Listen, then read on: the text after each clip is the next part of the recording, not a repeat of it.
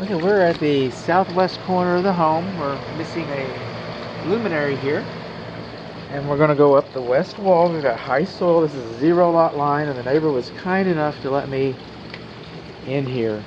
Now, because of the distance over here, I'm not going to be able to put a ladder up on this end of the home right here. So I'm going to be able to get a ladder up there. It looks like we've got just a little bit of soffit damage right there. It's been painted. Coming all along here, we have high soil all along here. This piping right here is for a water heater or water heaters, and that piping is supposed to be is not supposed to discharge closer to the ground than 3 inches. It's supposed to be between 6 and 3 inches. So if that piping is what I think it is, water heaters are too close to the ground. Moving on along. And speaking of clearance, high soil again. But speaking of clearance, that's going to be the kitchen vent fan. We don't have a lot of clearance underneath of the kitchen vent fan. Zero clearance under the kitchen vent fan. High soil. Nice red brick. I'm not seeing any movement so far. Right here where I've been, rain gutters below grade. High soil. We've made some considerations here for our drainage. I noticed that the yard was quite damp when I was speaking with the neighbor, and so we've got, at least here and right in this area, this would be the west side of the garage. We have some surface drains to take the water out. This is the patio area.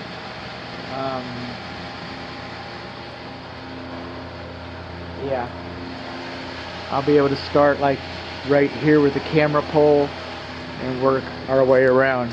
Now over here, if you'll look, see the piping coming out of the soffit up there? It's your secondary drain line for one of your air conditioning systems. It discharges in an obvious location by design. If water's coming out of that, and I can see a little bit of rust in there, if water's coming through that, then you know you've got a problem and you call the technician. So this is a hip roof, but and these ends, we've got some shed ends right here, but most of the roof covering is a hip. Bushes touching the house is conducive to wood destroying insects. This is an exhaust port for a whole house vacuum system. Whole house vacuum systems are beyond the scope of this inspection. Moving on along, once the base of the tree, the bush, now a tree, this is a holly, got a little bit of security there. Once the base is wider than 3 inches, then this plant, this fauna is considered a tree. Okay, our gas enters the west side of the garage. And one thing we're not noticing here is any bond is painted. We're not noticing any bonding. We're likely to find that on the air conditioning system. This is where the electric meter enters the house. And the supply conduit has moved.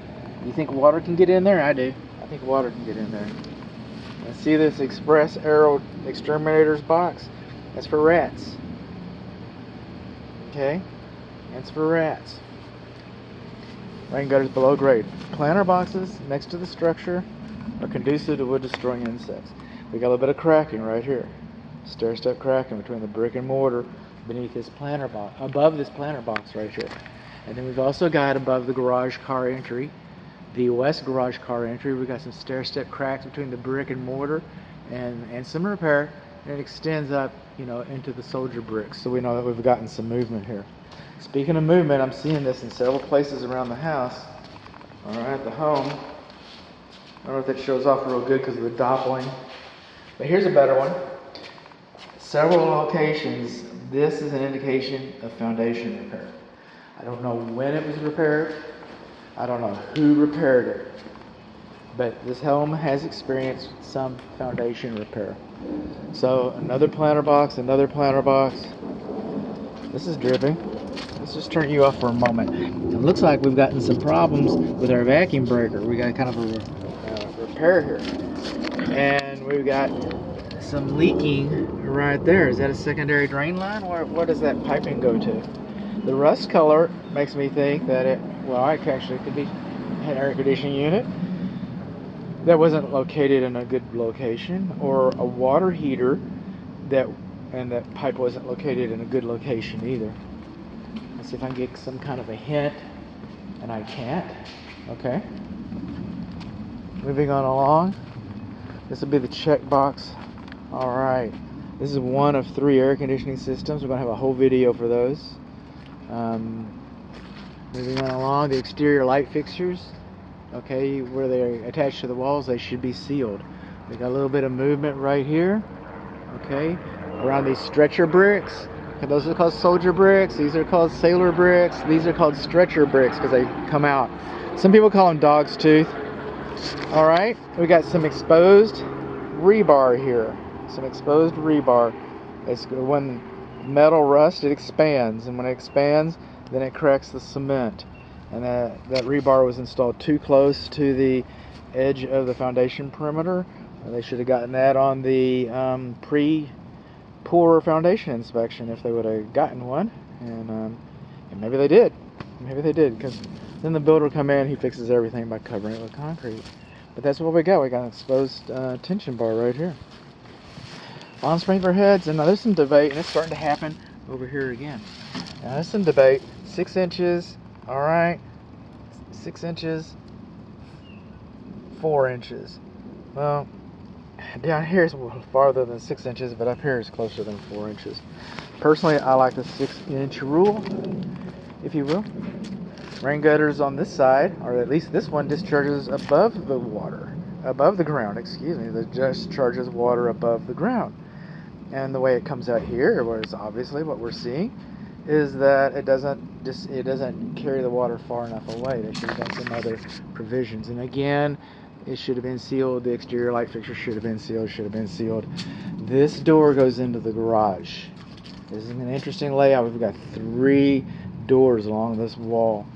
So this is the water meter down here. It's kind of saturated. We're probably going to get our water pressure here based on the condition of the other faucet.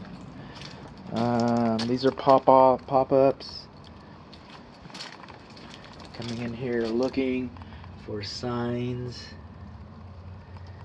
I'm looking for signs of pest control. Over here you'll notice that the foundation, since the front actually where the rebar was exposed, but now this foundation is nice and high. It's high enough so that it doesn't cover up your foundation like on the other side of the house.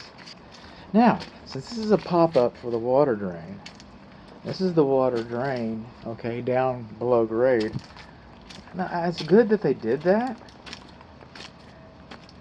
but it also doesn't discharge water far enough away from the house. So they did a lot of work for little effect. A lot of work for little effect. These are called weep holes, right here. Weep holes. All right. Brick is a very good building material. It's porous. All right. I mean, it's a great building material. I mean, it's fireproof. I mean, this house can burn down and you can reuse the brick. And it's a great insulator. And if you don't paint it, then, it's, and as long as you don't need to repoint it or something, it's basically maintenance free. But it's porous. It's porous and it accepts water. That's one of the characteristics of this great building product. And so we have weep holes around here. Now these weep holes, okay, the only thing that usually comes out of these is vapor. You might, see water come out of it if there's an event. I hope you don't. But usually it's just vapor that escapes. Any of your fenestrations that has a metal plate underneath it, above it, under the brick, above the fenestration. Okay, that's called a lintel. And anytime you have the lintel is to hold brick up. And anytime you have a lintel like this, the lintels, the fenestrations should also have weep holes like around the foundation. Ooh, that one's moving a little good, doesn't it? Alright, we got some movement here. We do. So what's happening here is we do not have weep holes over our fenestrations. I jerk you around a little bit. I'm a jerker. Okay, moving on along, we went across the south side. Now we are going across the east side of the home, which is essentially, since your front door and all your doors, essentially this is the front of the house. but that's not the way we're going to categorize it. We're going to say that the garage doors face south. So that's our orientation. The south faces the street. Now we're coming up the east side of the home.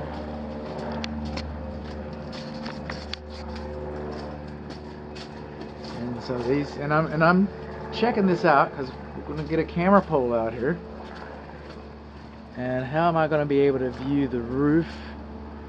That's really what we're doing. And we're probably going to use a ladder here and a ladder over there. And a camera pole around the front and get as far this way as I can. We're going to camera pole along that side. I'm going to come over here. Ladder here where that rain gutter's bent. And then past this tree. I got another tree. I don't know. They're going to have, you might have a variety of roof covering videos. Now, this is kind of interesting. We might not get this on the roof covering video, or might. We got some soffit damage up in that corner. And look, this is the front door.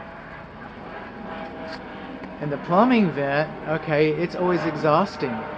It's always exhausting. It's passive, but again, vapor comes out of that. But that's the waste vent. That's the waste vent, and it's exhausting underneath the soffit vent. The soffit is in direct contact with the roof covering, so it's going to allow water to wick up into it.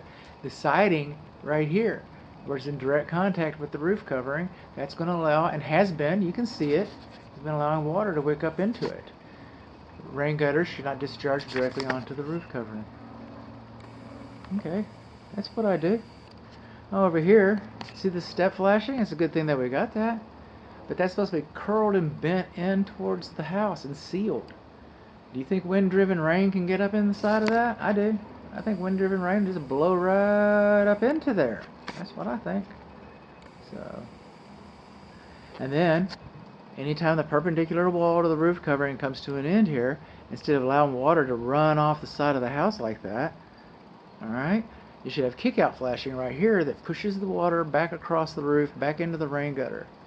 And then, underneath the wall right here, that window that seems to be fogging, if you see at the base of the wall, that's called apron flashing. Right there, apron flashing. And that's supposed to be sealed. Do you think wind-driven rain can get up into that apron flashing? I do.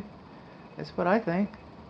So what we got here is we got some walls touching the roof covering. We got a little bit of soffit damage. We got a vent pipe that's underneath the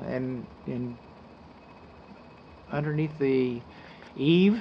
I guess that would be an eave now instead of a soffit because the rain gutter is part of the structure. We've got step flashing that's not properly sealed. We're missing kick-out flashing. Trees too close to the house. A tree shouldn't be closer than 25 feet to the house. Coming on along, we got some more horizontal cracks in here. This probably has something to do with the rebar in the foundation. And again, this home has experienced some foundation repair. Coming on along, I am still looking. When you got a pebble surface like this, a lot of times pest control people will drill the hole and then they'll fill to apply product, poison, if that has happened. And they put the little pebbles back in so you can't tell, visually it looks better. And that's a good thing. But for somebody like myself, who's inspecting this for, to see if the house has been treated, sometimes it's hard, difficult, impossible sometimes to ascertain whether the structure has actually been treated. That's some more scarring, that's another foundation repair. And coming up, I'm not seeing just a lot of brick movement. I'm just not. So far. Here's another thing that I'm not seeing. In this day and age, that's a lot of brick. I mean, this is like 60 feet across here, continuous. And I'm not seeing any control joints, any expansion joints. Call it what you will, but I'm not seeing them. And we know the ground's going to move. We're living in North Texas. That's what it does here. Expansive clay soil between it's completely hydrated and dehydrated. It expands and contracts about 3 inches. And so we know it's going to move, but a few years back they just didn't seem to think that it was that important to put control joints, expansion joints, call it what you will, but we don't have them. We should have kick-out flashing right here. And see the rain gutter right there? the butt end is not supposed to go next to the house. Okay, it's supposed to be about a 2-inch gap, and we should have kick-out flashing right there. That's what we should have. More foundation repair. I'm still looking. You know, more of the same and more of the same, and trees too close. I get it. Probably was a tree here. Probably why they have the foundation repair there. Just saying. We're missing. No, we're not. We will be. We will be. Coming on along, we got a green belt over here. This is nice. More foundation repair. Still no. Okay. Now, the rain gutter butt ends are not next to the chimney. That's a good thing. But we should have kick-out flashing on the chimney right there. Let's get a better look at that. These are 2 condensing units. So this house has 3 air conditioning units. This fireplace chimney, see all that flashing? See the way it's all curled apart?